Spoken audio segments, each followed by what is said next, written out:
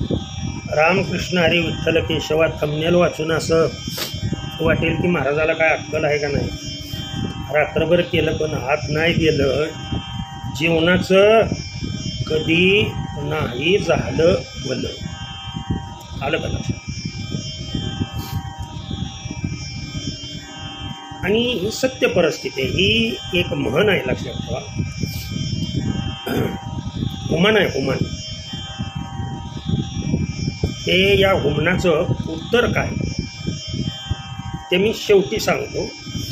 आणि हे कशासाठी हुमन आहे, आपल्या जीवनाला कसं लागू पडतंय त्याचं स्पष्टीकरण अगोदर करतो.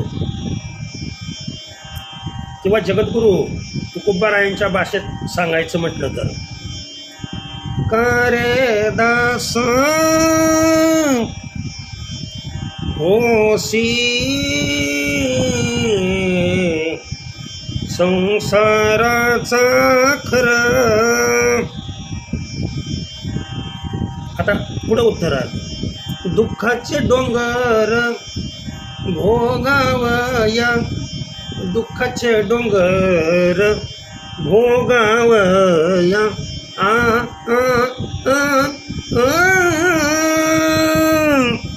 मिष्टान्नाची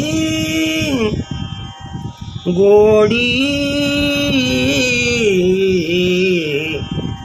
जिवेच्या आगरी.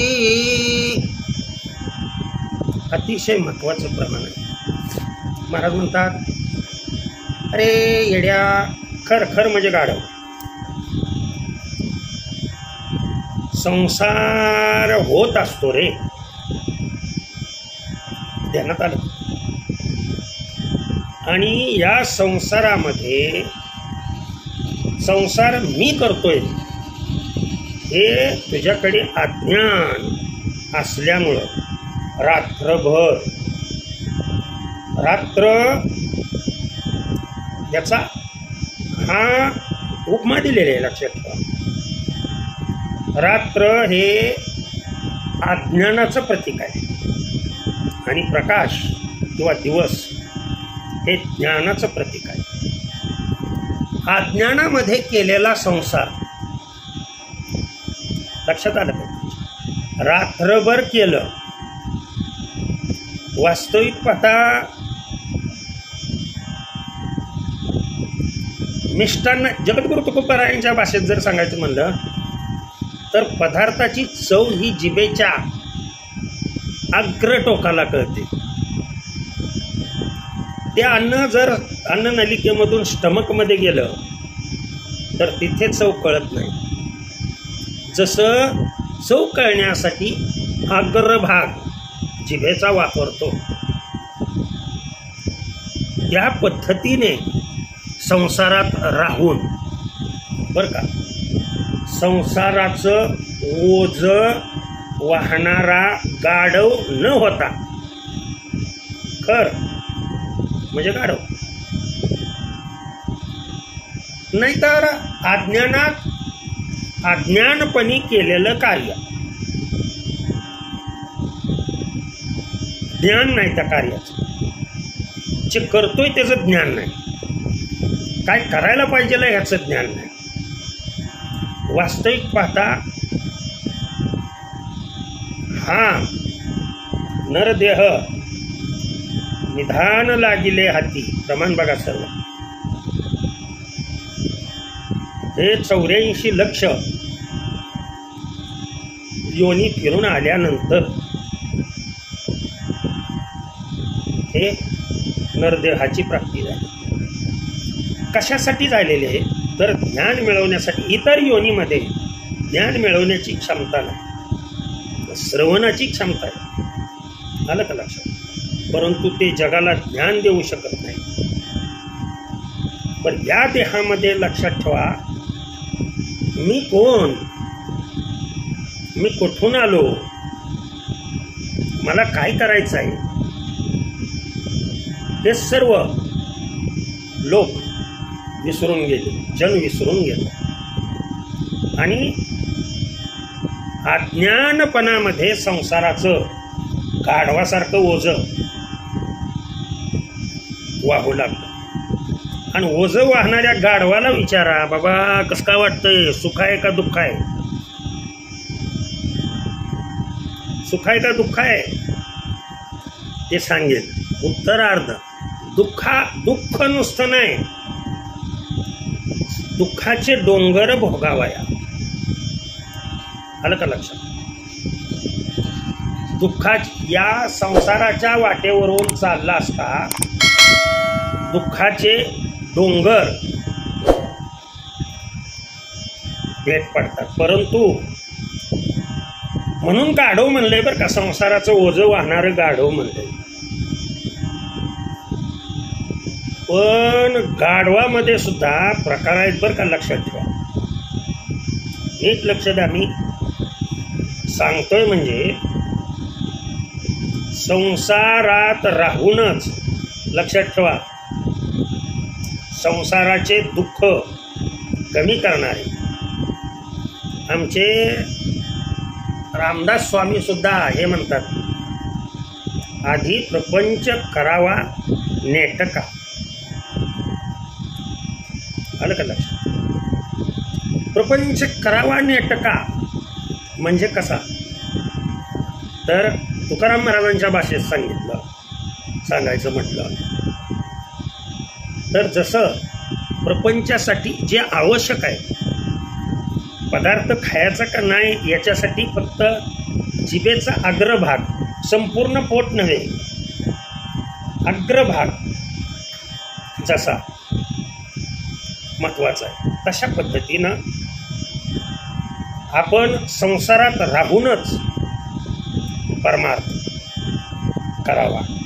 फक्त तुम्ही बऱ्याच जणांना शंका येतील, महाराज संसारात राहून परमार्थ कसा करायचा, जिथे संसार आहे तिथे वासना आहे. अहो, ती उत्पन्न झालेली वासना देवाकडे लावा ना. संत महात्म्यांनी काय सांगितलं, काय केलं संत महात्म्यांनी? तुका म्हणे माझी पुरवी वासना, कोण नारायणा तुझ वीण. संत महात्म्यांनी हे केलं. किंवा प्रपंचात राहूनच जगद्गुरु तुकोबर आहे, काय म्हणतात, ऐसे आवडते मना, ऐसे आवडते मना, देवा पुरवावी वासना,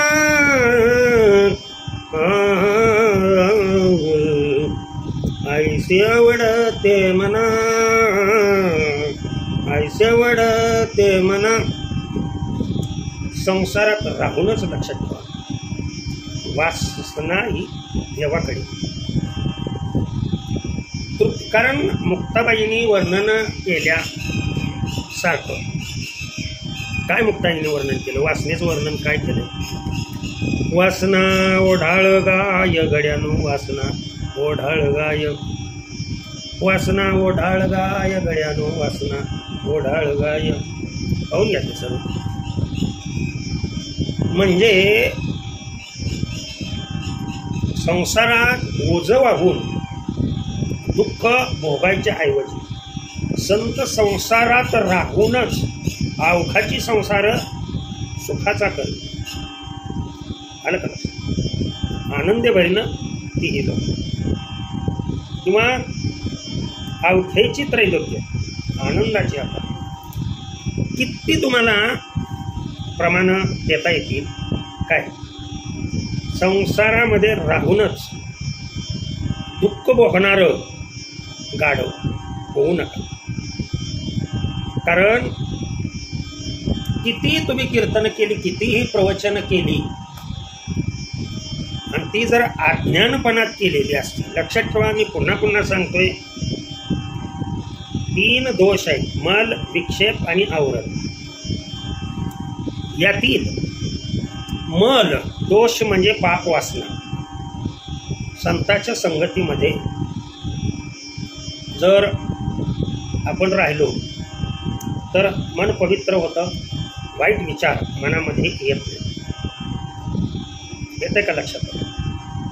हा मल दोष झाला.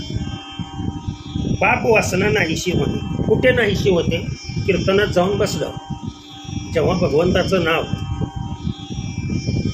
कानावरती श्रवण होतं, पाप वासना येतच नाही. समोर कीर्तन ऐकायला बसणारी व्यक्ती अगदी अशी विधेय स्थिती होऊन कीर्तन ऐकत असते की त्या वेळेला कुठल्याच प्रकारची वासना राहत नाही. एकच वासना राहते, फक्त देवाची प्राप्ती व्हावी.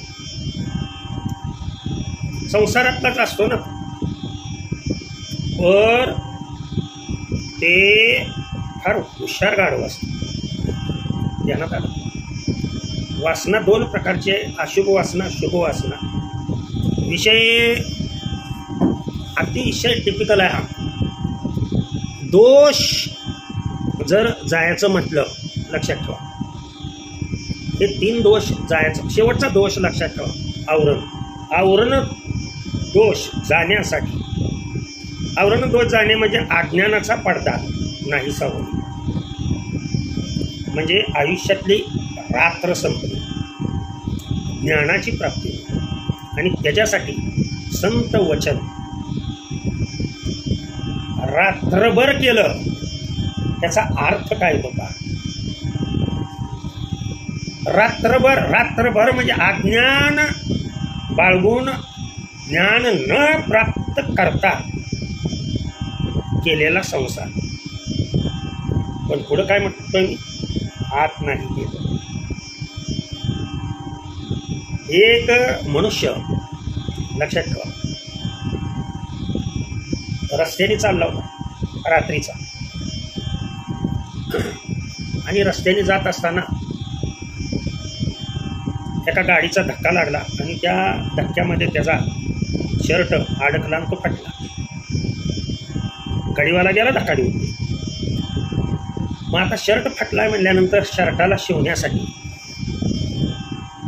तो घरी आला. सुई सापडली, दोरा सापडला, पण तेवढ्यात लाईट गेली.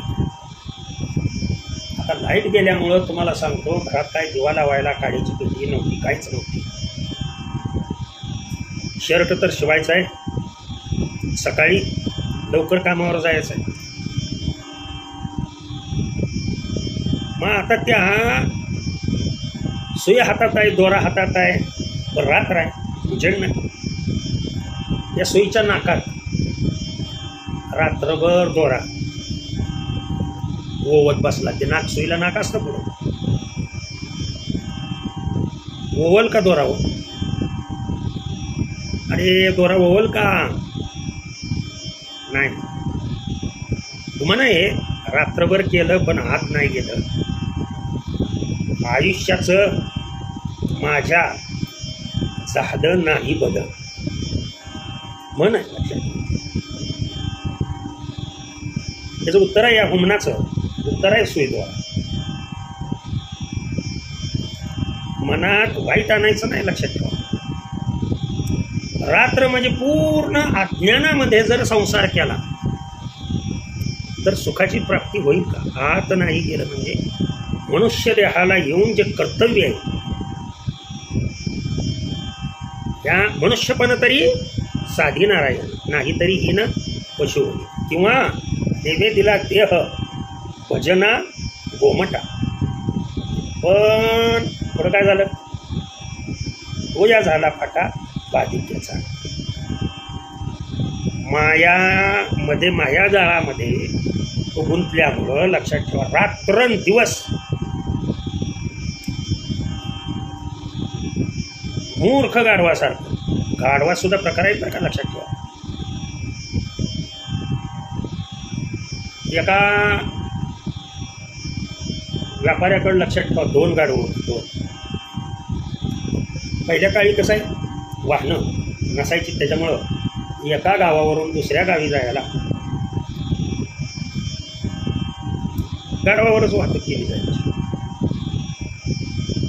मग दोन्ही गाढवावर, लक्षात ठेवा, एका गाढवावर एक पोतं कापूस भरलेलं, पूर्ण कापूस भरलेलं पोतं, आणि एका गाढवावर मीठ. व्यापार करत होता ना, मिठाचं पोतं.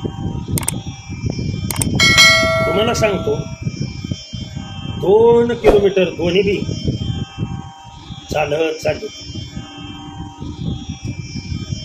ज्याच्या पाठीवर कापूस होता का नाही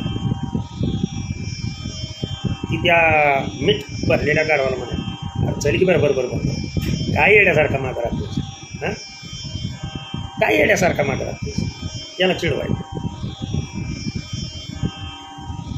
आता ते वजन अगोदरच घायला आलं होतं, मग ती हुशार होतं बरं का गाडवं लक्षात. म्हणजे हलकं कापसाचं होतं बरोबर बरोबर बरोबर सारखं पुढं चालायचं. आता नीट लक्ष द्या. एका गाढवाला सुरुवातीला कमी ओझ आहे, म्हणजे दुःख कमी सुख जास्त आहे. तुम्हीच ठरवा आपण या दोन्हीपैकी कुठलं गाढव आहे. गाढवच आहे, संसार करतो. म्हणजे जगद्गुरू तुकोबाराय यांच्या भाषेमध्ये सांगायचं म्हणलं तर ते कीर्तनकार असू द्या, कोण बी असू द्या, गायनाचार्य असू द्या, कोणी असू द्या, कोणी अगदी माझ्यासह. बरं आपण यातलं कोणतं गाढव आहोत त्याच्याचं तिने ठरवलं. बरं ती दुसरं मिठाचं पोतं वाहणारं जे गाढव होतं त्या गाढवाच्या पाठीवरती ते मिठाचं पोतं होतं, वजन लागत होतं तुम्हाला सांगतो. त्याच्यामुळे ते दुःख भोगत होतं. सुरुवातीला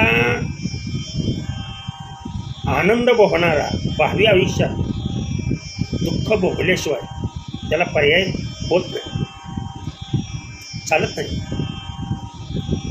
मग हे असे दोघं जण चालले असताना आपला मालक मागे आहे, गाढवांना उभा करतो बाजूला आणि पुढे नदी असते, नदीला असतं पाणी. लक्षात ठेवा मी काय. मग आता त्या पाण्यातून पलीकडं कसं जायचं. चांगलं कमरे एवढं पाणी असतं. मग ती तिथंच गाढवांना बाजूला उभा करतो आणि म्हणतो स्नान करून घ्यावं. नीट लक्ष द्या काय म्हणतो तुझ्यावर. मग ही स्नानाला वगैरे जातो.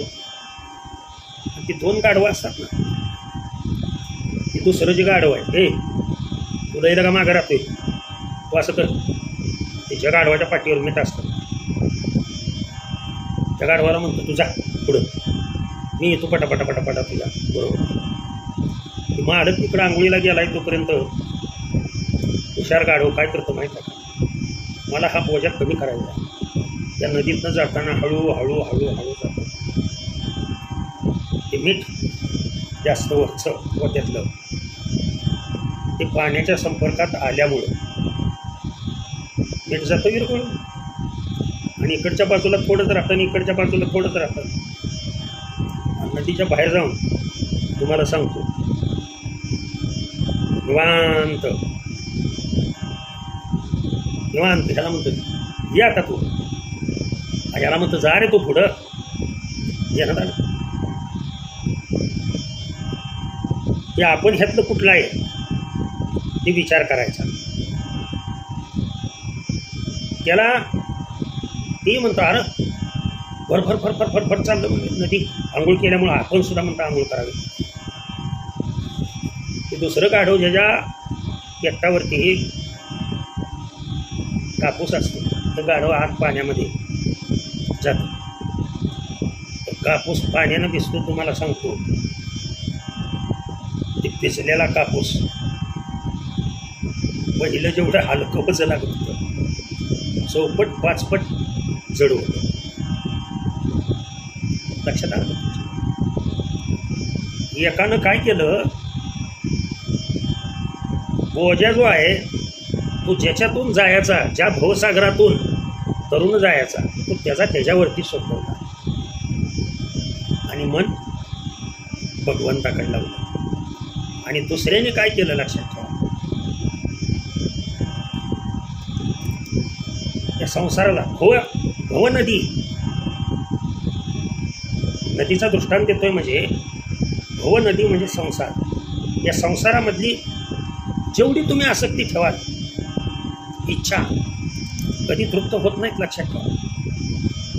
त्या कापसानं काय केलं, पाणी सगळी दुःख ओढावून घेतली. त्याचं ओझं झालं जड आणि ज्यानं अर्पण केली. आलं का लक्षात?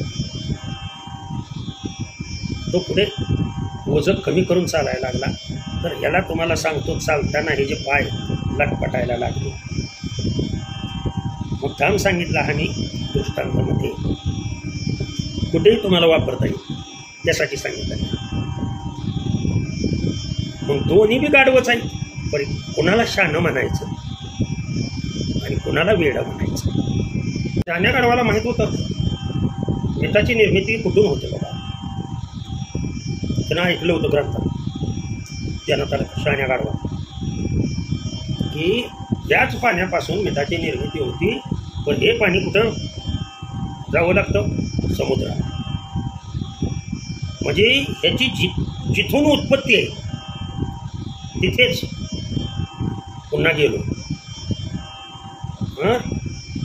तर माझं आयुष्य, माझ्या आयुष्याचा शेवट तो भला माझा बहु गोड झाला.